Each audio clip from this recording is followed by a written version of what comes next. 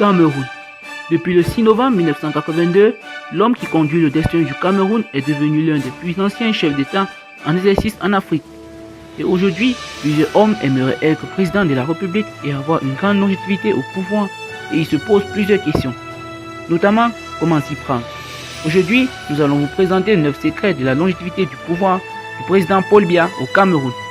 Plus de détails après le générique. Abonnez-vous à Speedy Info. Surtout, n'oubliez pas de liker la vidéo et activer la cloche de notification.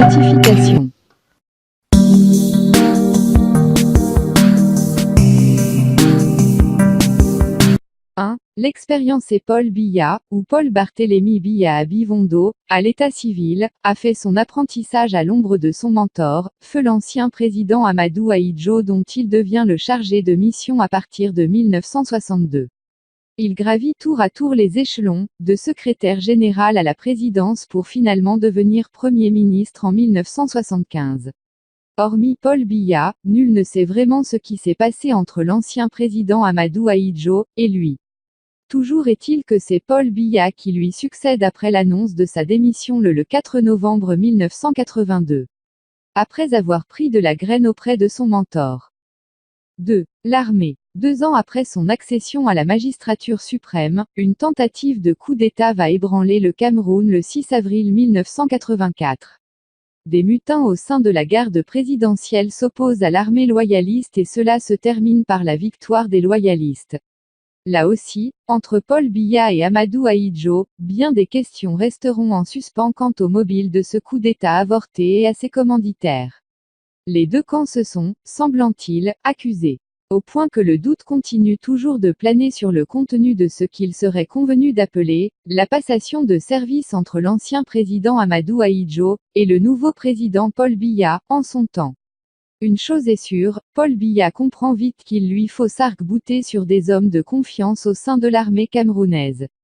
Il opère donc un bon ménage, en dégageant nombre de ceux qui étaient du Nord comme l'ancien président Amadou Ahidjo, de son entourage immédiat et nomme ces hommes à qui il confie les vrais leviers de commande. Depuis, l'armée constitue l'un des piliers du système Biya. Et les chefs de la Grande Muette comptent parmi les privilégiés du système. 3. La chefferie traditionnelle. Le Cameroun est l'un de ces rares pays africains où les chefferies traditionnelles, et ce dans tout le pays, occupent et jouent un rôle prépondérant dans la vie des communautés locales, leur poids politique n'est pas négligeable. Aussi, le président Paul Biya a-t-il très tôt compris l'intérêt politique qu'il pouvait en tirer en les associant soit directement à la gestion du pouvoir politique, soit en leur offrant avantages, libéralité et autres prestiges. Faut-il le rappeler, des salaires ont été octroyés à ces derniers. 4. Le parti RDPC. L'ancien parti unique, le Rassemblement démocratique du peuple camerounais, RDPC, qui a fait sa mue avec l'adoption du multipartisme dans le pays, a toujours comme chef de file, le président de la République, Paul Biya. Il s'agit d'un parti qui a plus de 30 ans d'expérience de mobilisation. Né le 24 mars 1985 à Bamenda, il s'est transformé au fil des années en une véritable machine qui est rodée dans différentes campagnes. Sans compter qu'il bénéficie d'importantes ressources financières dont ne dispose aucun autre parti camerounais. Et qu'il est toujours au pouvoir. 5. Le réseau des femmes. Le Rassemblement démocratique du peuple camerounais, RDPC, est peut-être l'un des rares partis politiques africains à avoir compris depuis toujours qu'il faut compter avec les femmes. Organisées à travers le territoire national, les femmes du RDPC constituent un atout supplémentaire au système Biya. L'épouse du chef de l'État camerounais, Chantal Biya, y joue un rôle clé.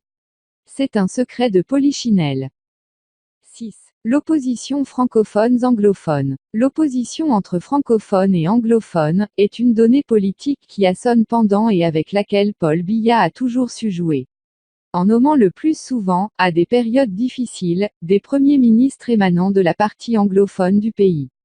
Tout comme il a su jouer avec lors de la très disputée présidentielle de 1992, à l'occasion des premières élections multipartites, et dont on ne sait vraiment pas entre son opposant John Froudy, du Social Democratic Front, SDF, et Paul Biya, qui fut le vrai gagnant du scrutin. La France ayant manifestement penché du côté de Paul Biya, à l'occasion. 7.